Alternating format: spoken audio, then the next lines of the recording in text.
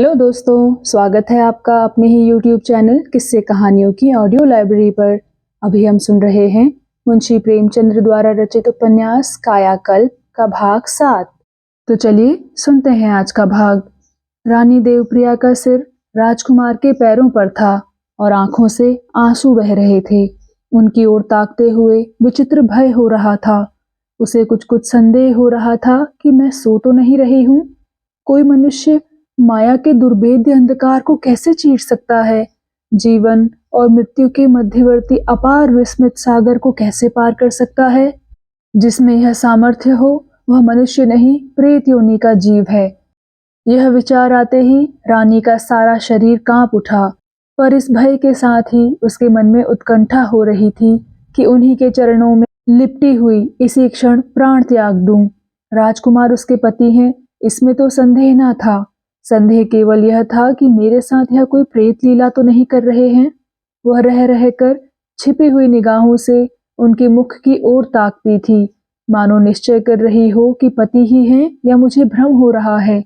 सहसा राजकुमार ने उसे उठाकर बैठा दिया और उसके मनोभावों को शांत करते हुए बोले, हाँ प्रिय, मैं तुम्हारा वही चिरसंगी हूँ जो अपनी प्रेमाभिलाषाओं को लिए हुए कुछ दिनों को तुमसे जुदा हो गया था। मुझे तो ऐसा मालूम हो रहा है कि कोई यात्रा करके लौटा आ रहा हूँ, जिसे हम मृत्यु कहते हैं और जिसके भय से संसार कांपता है। वह केवल एक यात्रा है। उस यात्रा में भी मुझे तुम्हारी याद आती रहती थी।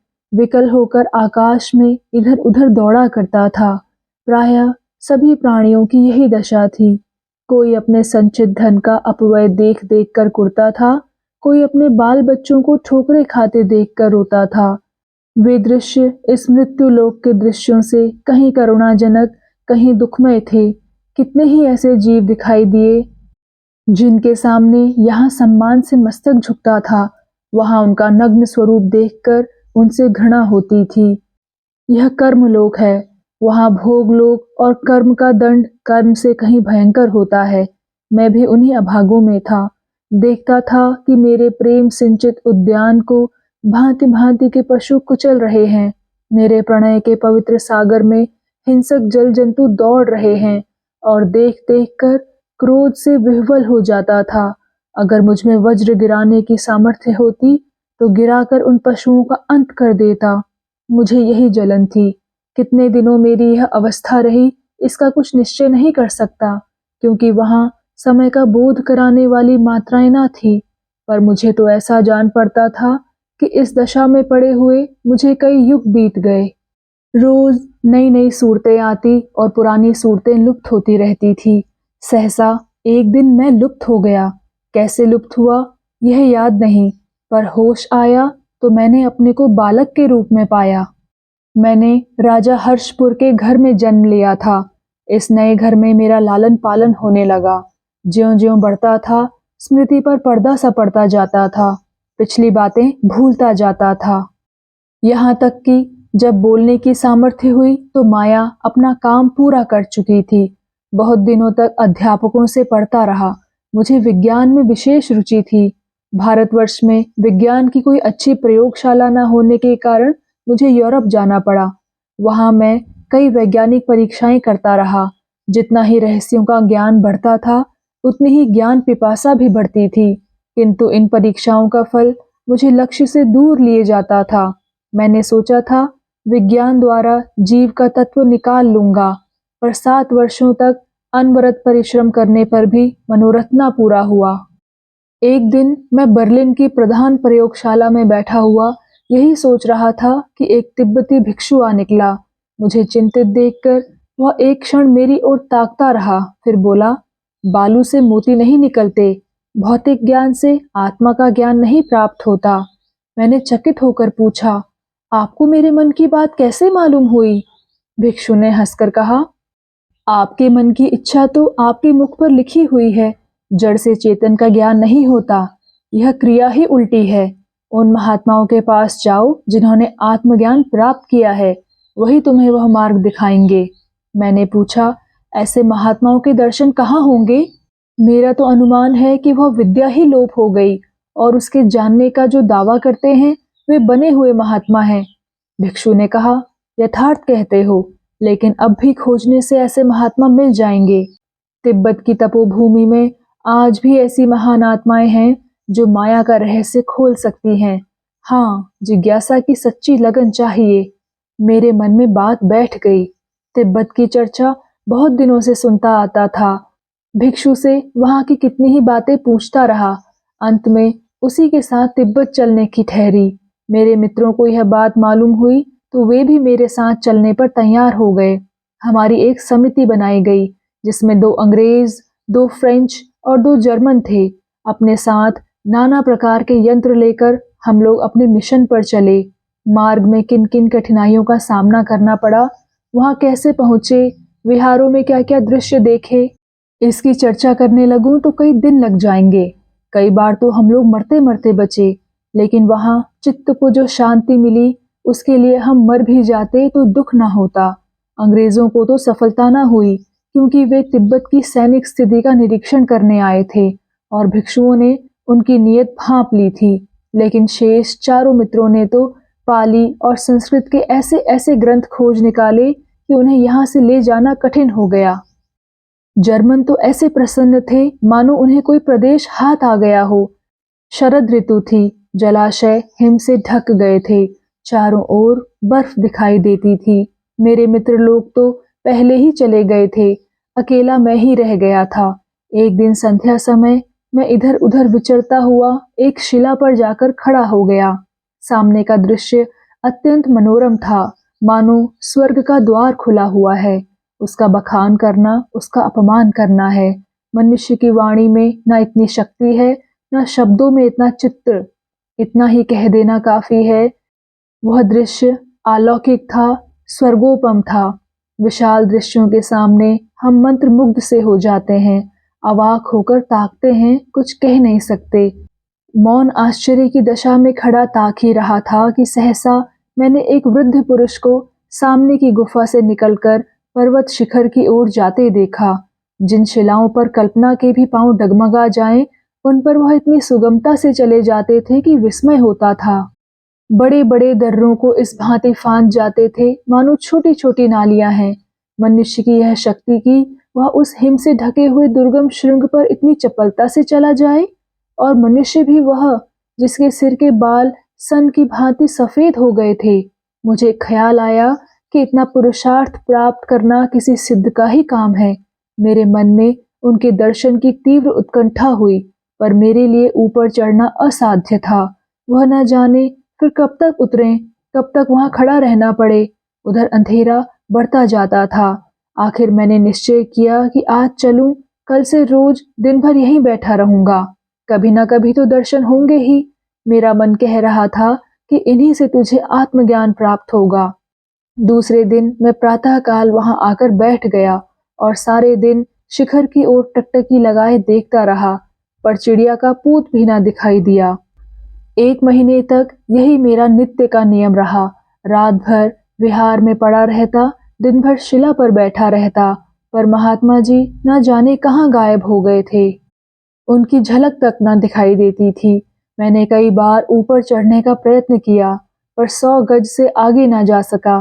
कील कांटे ठोकते, शिलाओं पर रास्ता बनाते कई महीनों में शिखर पर पहुंचना संभव था, पर यह अकेले आदमी का काम न था। अन्य भिक्षुओं से पूछता तो हंसकर कहते, उनके दर्शन हमें दुर्लभ हैं, तुम्हें क्या होंगे। बरसों में कभी एक बार दिखाई दे जाते हैं। कहाँ रहते हैं कोई नहीं जानता, किंतु अधीर न होना। वह यदि तुम्हारी तपस्या से प्रसन्न हो गए तो तुम्हारी मनोकामना पूरी हो जाएगी। यह भी सुनने में आया कि कई भिक्षु उनके दर्शनों की चेष्टा में प्राणों से हाथ धो बैठे। उनमें इतना विद्युत तेज है कि साधारण मनुष्य उनके सम्मुख खड़ा ही नहीं हो सकता।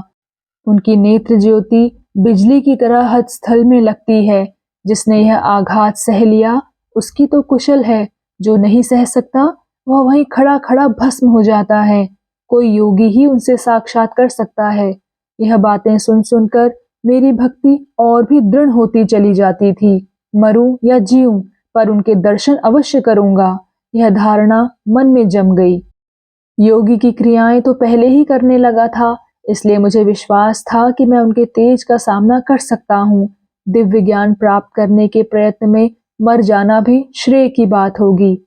क्या था, क्या होऊंगा, कहाँ से मैं आया हूँ, कहाँ जाऊंगा, इन प्रश्नों का उत्तर किसी ने आज तक ना दिया और ना दे सकता है। वह तो अपने अनुभव की बात है, हम उसका अनुभव ही कर सकते हैं, किसी को बता नहीं सकते। इस महान उद्योग में मर जाना भी मनुष्य के लिए गौरव की बात है। 1 वर्ष गुजर गया और महात्मा जी के दर्शन ना हुए। न जाने कहाँ जाकर अंतर्धान हो गए। वहां से न किसी को पत्र लिख सकता था, न संसार की कुछ खबर मिलती थी। कभी कभी जी ऐसा घबराता था कि चलकर अन्य सांसारिक प्राणियों की भांति जीवन का सुख भोगूं। इसमें रखा ही क्या है कि मैं क्या था और क्या होऊंगा। पहले तो यही निश्चित नहीं कि मुझे यह ज्ञान प्राप्त भी होगा, और हो भी गया तो उससे मेरा या संसार का क्या उपकार होगा।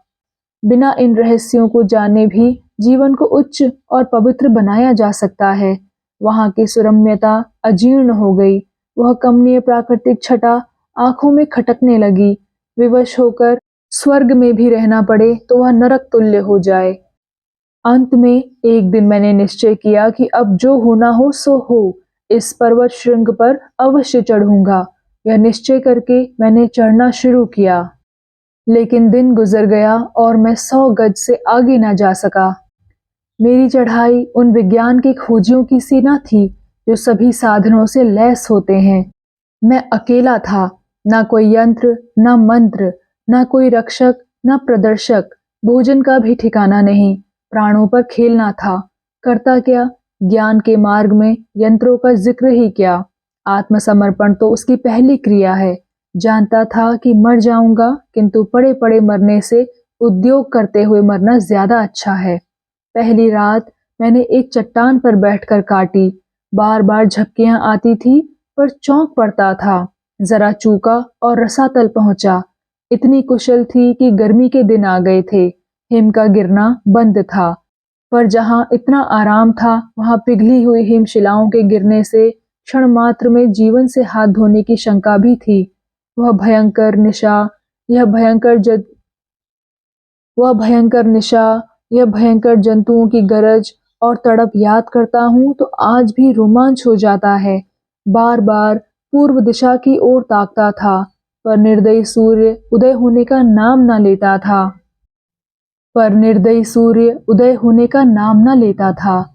खैर, किसी तरह रात कटी, सवेरे फिर चला। आज की चढ़ाई इतनी सीधी न थी और 50 गज से आगे ना जा सका। रास्ते में एक दर्रा पड़ गया जिसे पार करना असंभव था। इधर उधर बहुत निगाह दौड़ाई, पर ऐसा कोई उतार ना दिखाई दिया जहां से उतरकर दर्रे को पार कर सकता। इधर भी सीधी दीवार थी, उधर भी। संयोग से एक जगह दोनों ओर 2 छोटे छोटे वृक्ष दिखाई दिए। मेरी जेब में पतली रस्सी का एक टुकड़ा पड़ा हुआ था। अगर किसी तरह इस रस्सी को दोनों वृक्षों में बांध सकूं तो समस्या हल हो जाए, लेकिन उस पार रस्सी को पेड़ में कौन बांधे। आखिर मैंने रस्सी के एक सिरे में पत्थर का एक भारी टुकड़ा खूब कसकर बांधा और उसको लंगर की भांति उस पार वाले वृक्ष पर फेंकने लगा कि किसी डाल में फंस जाए तो पार हो जाऊं। बार बार पूरा जोर लगाकर लंगर फेंकता था, पर लंगर वहां तक ना पहुंचता था। सारा दिन इसी लंगरबाजी में कट गया। रात आ गई।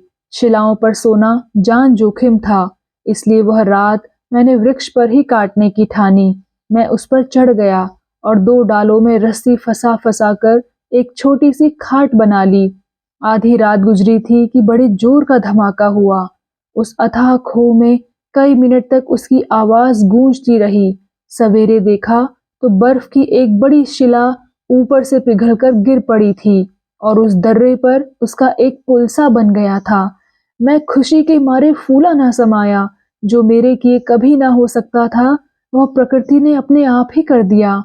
यद्यपि उस पुल पर से दर्रे को पार करना प्राणों से खेलना था, मृत्यु के मुख में पांव रखना था, पर दूसरा कोई उपाय न था। मैंने ईश्वर को स्मरण किया और संभल संभल कर उस हिम राशि पर पांव रखता हुआ खाई को पार कर गया।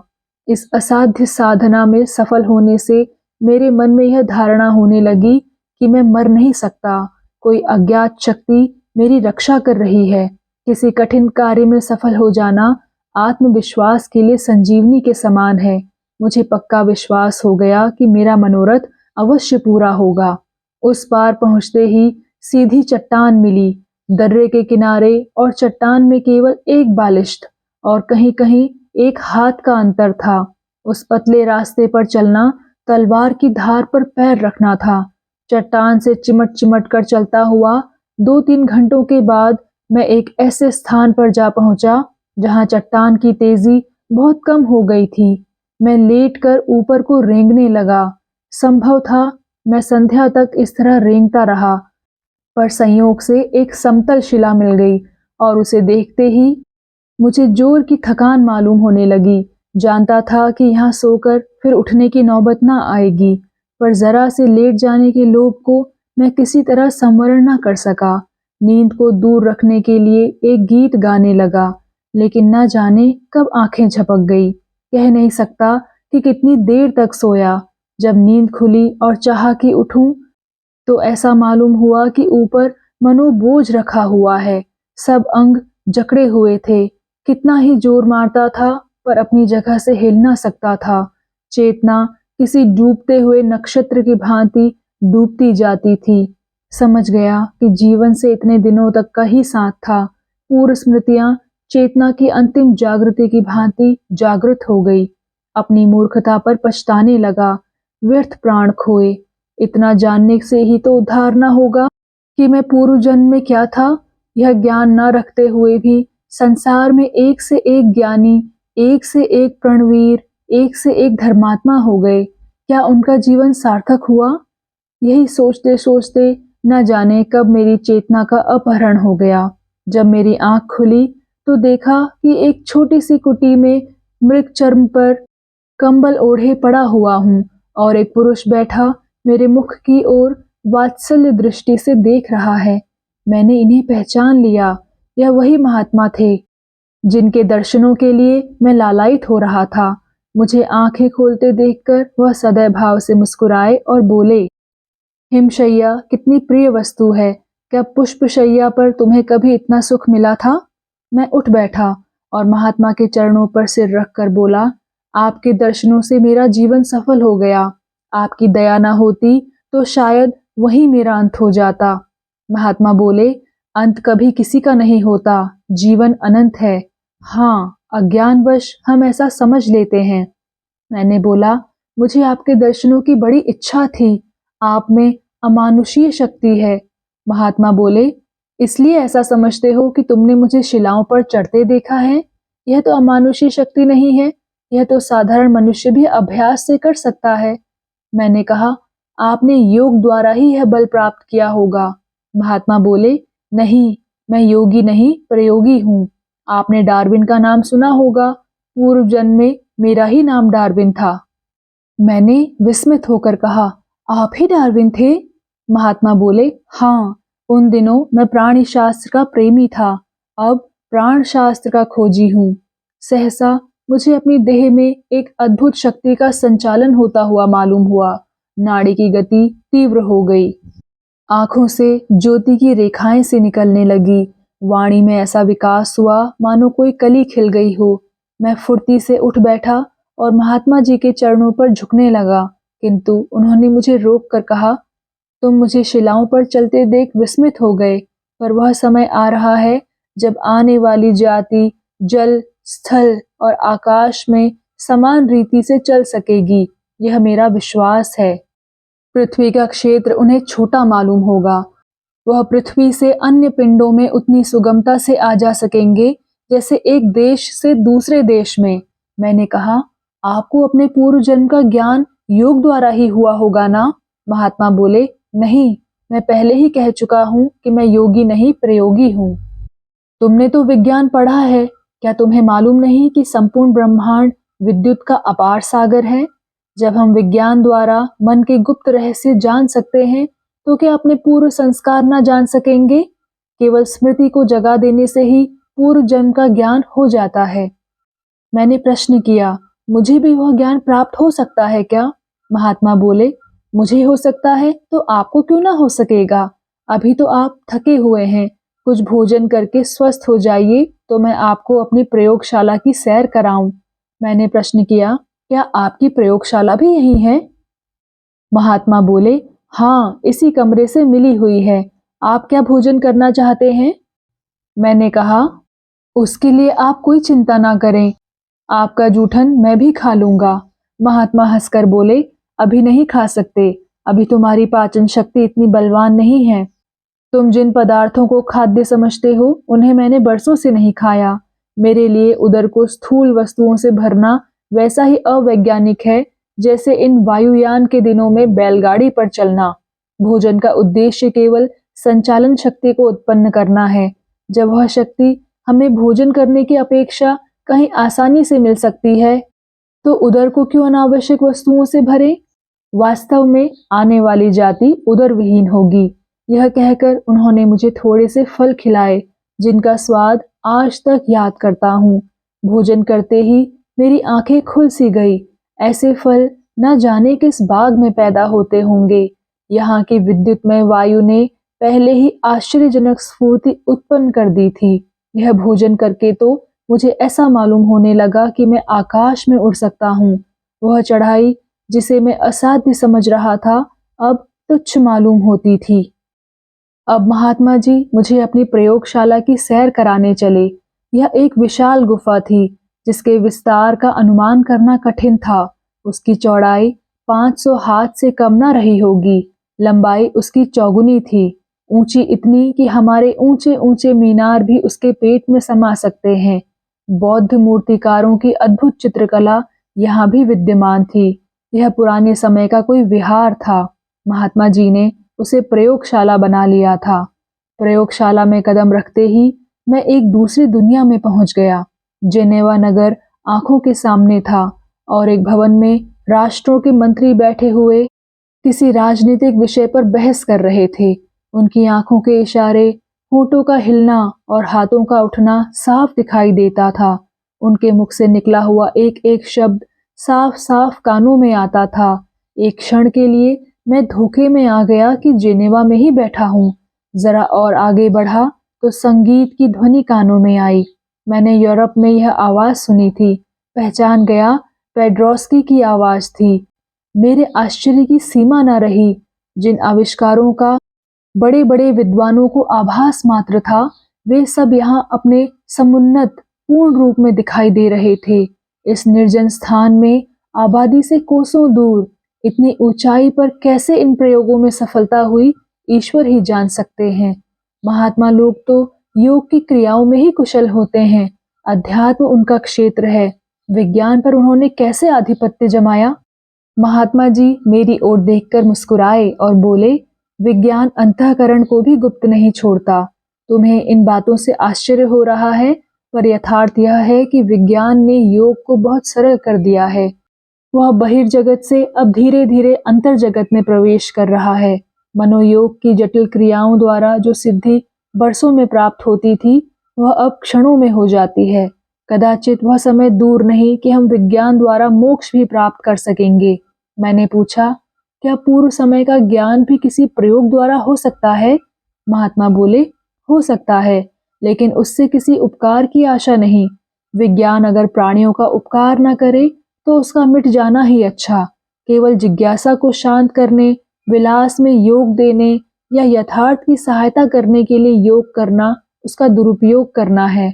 मैं चाहूं तो अभी एक क्षण में यूरोप के बड़े से बड़े नगर को नष्ट भ्रष्ट कर दूं, लेकिन विज्ञान प्राण रक्षा के लिए है, वध करने के लिए नहीं।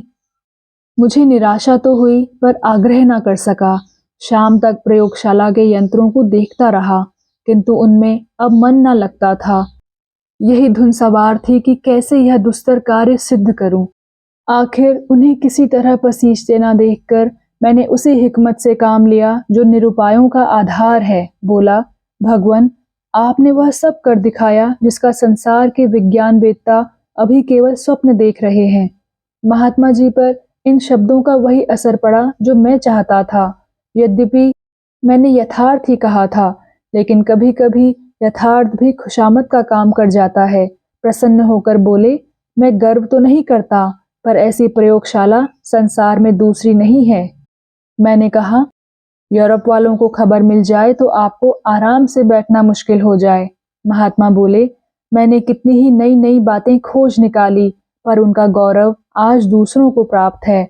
लेकिन इसकी क्या चिंता? मैं विज्ञान का उपासक हूँ, अपनी ख्याति और गौरव का नहीं। मैंने कहा, आपने इस देश का मुख उज्जवल कर दिया।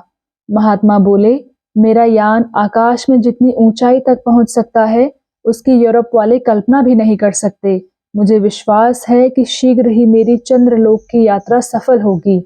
यूरोप के वैज्ञानिकों की तैयारियां देख देख कर मुझे हंसी आती है। जब तक हमको वहां की प्राकृतिक स्थिति का ज्ञान न हो, हमारी यात्रा सफल नहीं हो सकती। सबसे पहले विचारधाराओं को वहां ले जाना होगा। विद्वान लोग भी कभी कभी बालकों की सी कल्पनाएं करने लगते हैं। मैंने कहा, वह दिन हमारे लिए सौभाग्य और गर्व का होगा। महात्मा बोले, प्राचीन काल में ऋषिगण योग बल से त्रिकाल दृष्टि प्राप्त किया करते थे, पर उसमें बहुधा भ्रम हो जाता था। उसकी सहायता का कोई प्रत्यक्ष प्रमाण न होता था। मैंने वैज्ञानिक परीक्षाओं से उस कार्य को सिद्ध किया है। प्रण तो मैंने यही किया था कि किसी को यह रहस्य न बताऊंगा, लेकिन तुम्हारी तपस्या देखकर दया आ रही है। मेरे साथ चलो। मैं महात्मा जी के पीछे पीछे एक ऐसी गुफा में पहुंचा जहां केवल एक छोटी सी चौकी रखी हुई थी। महात्मा जी ने गंभीर मुख से कहा, तुम्हें यह बात गुप्त रखनी होगी। मैंने कहा, जैसी आज्ञा। महात्मा जी ने पूछा, तुम इसका वचन देते हो? मैंने कहा, आप इसकी किंचित मात्र भी चिंता ना करें।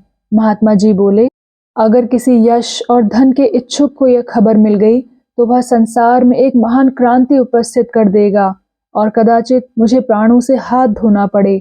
मैं मर जाऊंगा, किंतु इस गुप्त ज्ञान का प्रचार न करूंगा। तुम इस चौकी पर लेट जाओ और आंखें बंद कर लो। चौकी पर लेटते ही मेरी आंखें झपक गई और पूर्व जन्म के दृश्य आंखों के सामने आ गए। हाँ प्रिय, मेरा अतीत जीवित हो गया। यही भवन था, यही माता पिता थे जिनकी तस्वीरें दीवान खाने में लगी हुई हैं। मैं लड़कों के साथ बाग में गेंद खेल रहा था। फिर दूसरा दृश्य सामने आया। मैं गुरु की सेवा में बैठा हुआ पढ़ रहा था। यह वही गुरुजी थे जिनकी तस्वीर तुम्हारे कमरे में है। एक तिल का भी अंतर नहीं है। इसके बाद युवावस्था का दृश्य आया। मैं तुम्हारे साथ एक नौका पर बैठा हुआ नदी में जल क्रीड़ा कर रहा था। याद है वह दृश्य जब हवा वेग से चलने लगी थी और तुम डर के मारे मेरे हृदय से चिपट गई थी। देवप्रिया बोली, खूब याद है प्राणेश, खूब याद है।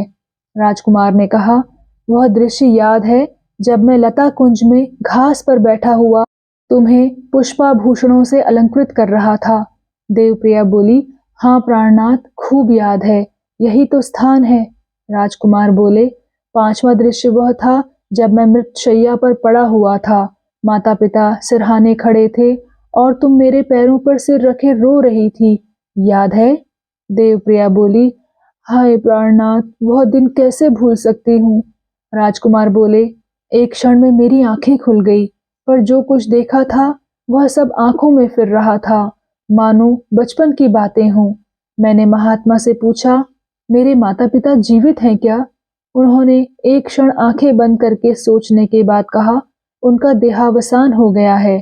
तुम्हारे शोक में दोनों घुल घुल कर मर गए। मैंने पूछा, और मेरी स्त्री?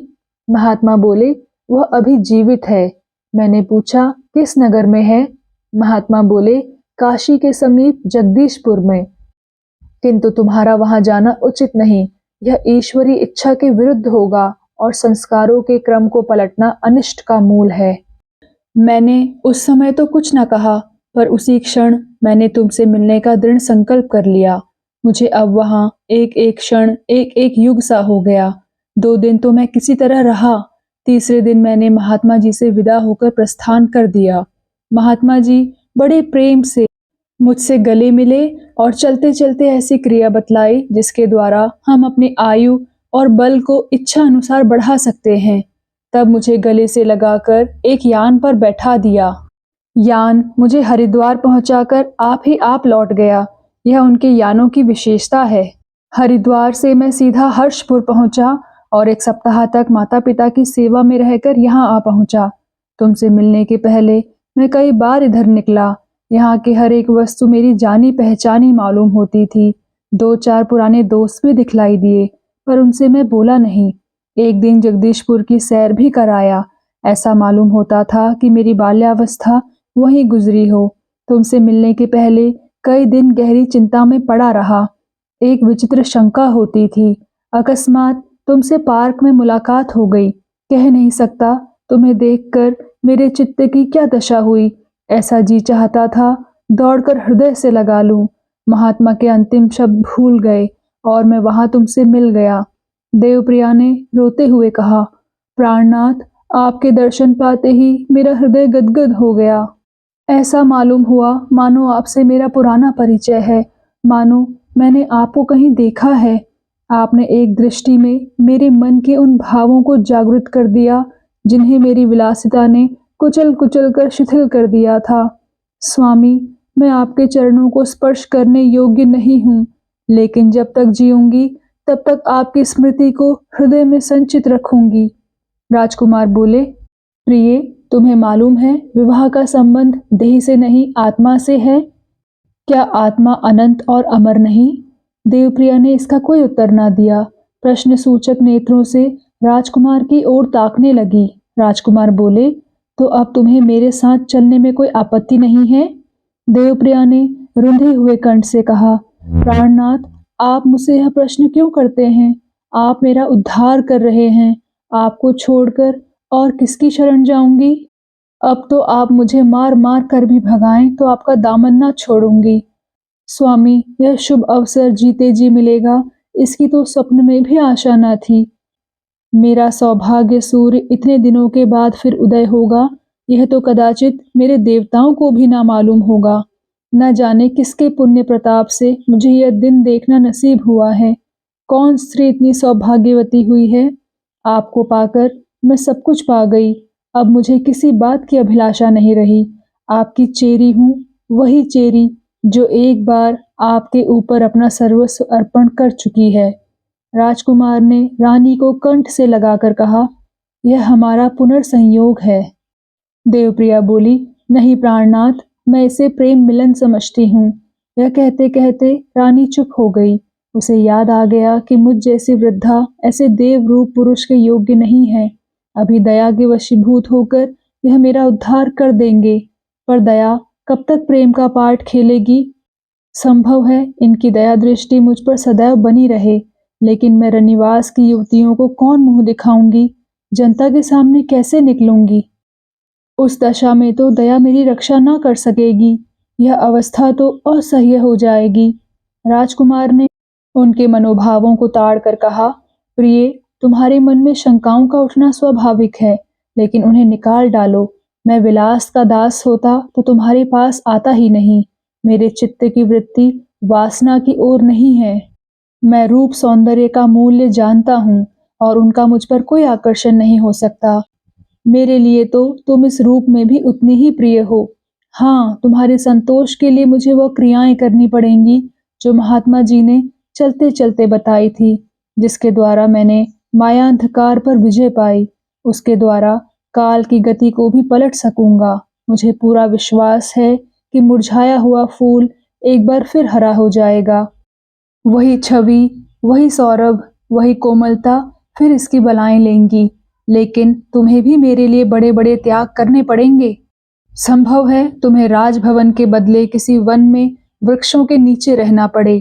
रत्न जटित आभूषणों के बदले वन्य पुष्पों पर ही संतोष करना पड़े। क्या तुम उन कष्टों को सह सकोगी? देवप्रिया बोली, आपको पाकर अब मुझे किसी भी वस्तु की इच्छा नहीं रही। विलास सच्चे सुख की छाया मात्र है। जिसे सच्चा सुख मयस्सर हो वह विलास की तृष्णा क्यों करे? रानी मुंह से तो ये बातें कह रही थी, किंतु इस विचार से उनका चित्त प्रफुल्लित हो रहा था कि मेरा यौवन पुष्प फिर खिलेगा और सौंदर्य दीपक फिर जलेगा। राजकुमार बोले, तो अब मैं जा रहा हूँ, कल संध्या समय फिर आऊंगा। इसी बीच में तुम यात्रा की तैयारी कर लेना। देवप्रिया ने राजकुमार का हाथ पकड़कर कहा, मैं आपके साथ चलूंगी। मुझे ना जाने कैसी शंकाएं हो रही हैं। मैं अब एक क्षण के लिए भी आपको ना छोड़ूंगी।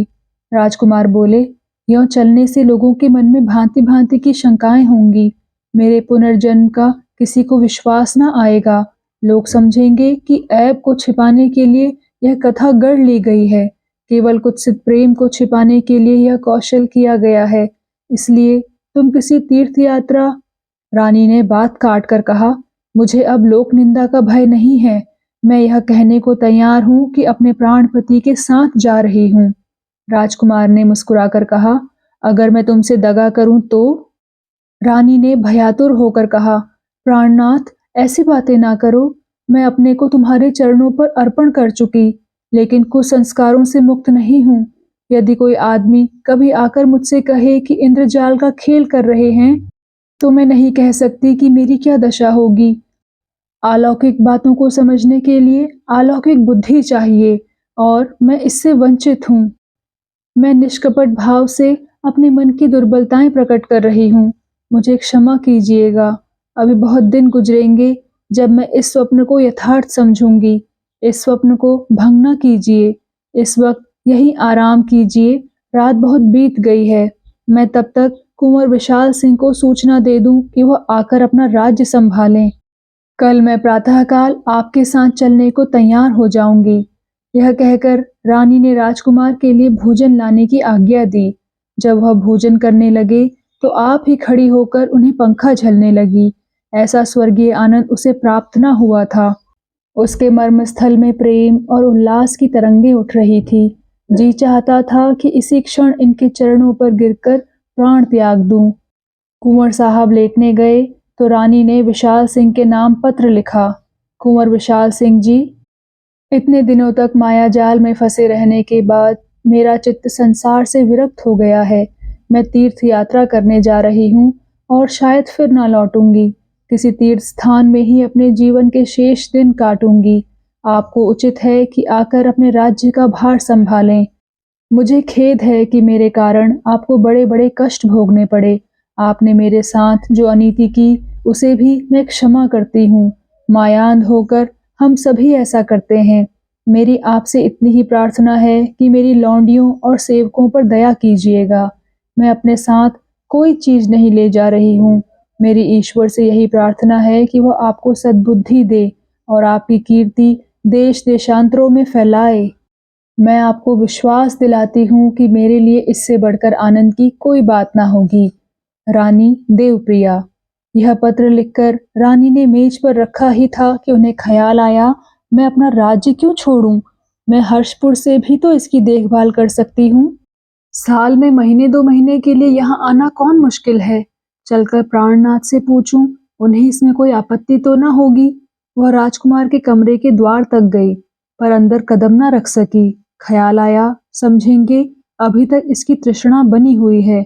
उल्टे पांव लौट आई। रात के 2 बज गए थे। देवप्रिया यात्रा की तैयारियां कर रही थी। उसके मन में प्रश्न हो रहा था कि कौन कौन सी चीजें साथ ले जाए। पहले वह अपने वस्त्रागार में गई। शीशे की अलमारियों में एक से एक अपूर्व वस्त्र चुने हुए रखे थे। इस समूह में से उसने खोज कर अपने सुहाग की साड़ी निकाल ली, जिसे पहने आज 25 वर्ष हो गए। आज उसकी शोभा और सभी साड़ियों से बढ़ी हुई थी। उसके सामने सभी कपड़े फीके जचते थे। फिर वह अपने आभूषणों की कोठरी में गई। इन आभूषणों पर वह जान देती थी। ये उसे अपने राज्य से भी प्रिय थे, लेकिन इस समय उनको छूते हुए उसे ऐसा भय हो रहा था मानो चोरी कर रही है। उसने बहुत साहस करके रत्नों का वह संदूकचा निकाला, जिस पर इन 25 वर्षों में उसने लाखों रुपए खर्च किए थे, और उसे अंचल में छिपाए हुए बाहर निकली। इस लोभ को वह संवरण ना कर सकी। वह अपने कमरे में आकर बैठी ही थी कि गुजराती आकर खड़ी हो गई। देवप्रिया ने पूछा, सोई नहीं? गुजराती बोली, सरकार नहीं सोई तो मैं कैसे सोती? देवप्रिया बोली, मैं तो कल तीर्थ यात्रा करने जा रही हूँ। गुजराती ने पूछा, मुझे भी साथ ले चलिएगा? रानी ने कहा, नहीं, मैं अकेली जाऊंगी। गुजराती ने पूछा, सरकार लौटेंगी कब तक? रानी बोली, कह नहीं सकती, बहुत दिन लगेंगे। बता तुझे क्या उपहार दूं? गुजराती बोली, मैं तो एक बार मांग चुकी, लूंगी तो वही लूंगी। रानी बोली, मैं तुझे 9 लखा हार दूंगी। गुजराती ने कहा, उसकी मुझे इच्छा नहीं। रानी ने पूछा, जड़ाऊ कंगन लेगी? गुजराती ने उत्तर दिया, जी नहीं। रानी बोली, वह रत्न लेगी जो बड़ी बड़ी रानियों को भी मयस्सर नहीं? गुजराती बोली, जी नहीं, वह आप ही को शोभा देगा। रानी बोली, पागल है क्या? एक रत्न के दाम 1 लाख से कम ना होंगे। गुजराती बोली, वह आप ही को मुबारक हो। रानी ने रत्नों का संदूकचा खोलकर गुजराती के सामने रख दिया और बोली, इनमें से जो चाहे निकाल ले। गुजराती ने संदूकचा बंद करके कहा, मुझे इनमें से कुछ नहीं चाहिए। रानी ने एक क्षण सोचने के बाद कहा, अच्छा जा मूर्ति ही ले ले। गुजराती ने पूछा, आप खुशी से दे रही है ना? रानी बोली, हाँ खुशी से दे रही हूँ। गुजराती बोली, भगवान आपका भला करे। यह कहकर गुजराती खुश खुश वहां से चली गई। थोड़ी ही देर के बाद रानी भी रत्नों का संदूकचा लिए हुए उठी और तोश खाने में जाकर उसे उस स्थान पर रख दिया जहां से निकाला था। उनका मन एक क्षण के लिए चंचल हो गया, लेकिन उसे धिक्कारती हुई वह जल्दी से अपने कमरे में चली आई। सहसा कोयल की कूक सुनाई दी। रानी ने चौंक कर द्वार का पर्दा हटा दिया। उसकी स्निग्ध, मधुर, संगीतमय आभा किवाड़ों के शीशों द्वारा कमरे में प्रवेश कर रही थी, मानो किसी नवयौवना के हृदय में प्रेम का उदय हो रहा हो। उसी नवयौवना की भांति देवप्रिया उस अरुण छटा को देखकर सशंक हो उठी। उसी समय राजकुमार द्वार पर आकर खड़े हो गए। रानी ने कहा, मैं तैयार हूँ। राजकुमार बोले, और मेरा जी चाहता है कि यहीं तुम्हारी उपासना में अपना जीवन व्यतीत करूं। मुझे अपने उद्देश्य में जितनी सफलता हुई, उतनी मुझे आशा न थी। इस देश के सिवा ऐसी देवियां और कहाँ जो इस भांति अपने को आदर्श पर बलिदान कर दें। आध घंटे के बाद राजकुमार भी संध्योपासना करके निकले। मोटर तैयार थी। दोनों आदमी उस पर जा बैठे। जब मोटर चली तब रानी ने उस भवन को करुण नेत्रों से देखा था और एक ठंडी सांस ली। उसके हृदय की वही दशा हो रही थी जो किसी नववधू के पति के घर जाते समय होती है। शोक और हर्ष, आशा और दुराशा, ममत्व और विराग का एक विचित्र समावेश हो गया था।